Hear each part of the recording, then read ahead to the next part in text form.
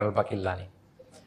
তো উনি কারোর সাথে তর্ক লাগলে উনি খ্রিস্ট ধর্মের কত লোককে যে শাহাদা পড়াইছেন ওনার এই যৌক্তিক আলোচনা দিয়ে, তর্ক দিয়ে। সুবহানাল্লাহ।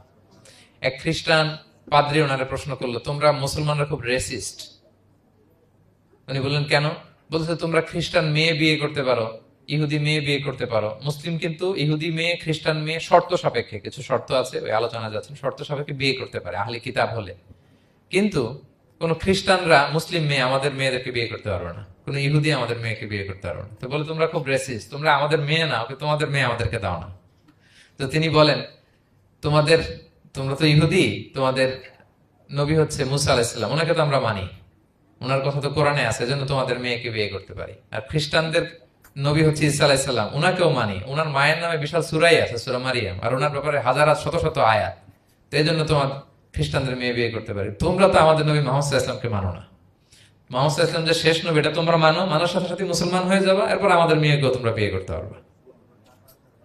এভাবে উনি এমন ভাবে উত্তর দিতেন, বুহিতাল্লাযী কাফার, একেবারে লাজবাব হয়ে যেত।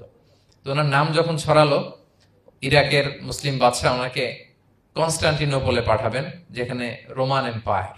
তো রোমান এম্পায়ার এরাও খুব প্রস্তুতি নিয়ে আছে যে আবু বকর আল বাকিল্লানিকে ডিল করা অনেক কঠিন, সে আসতেছে, তার সাথে কিভাবে কি করা যায়।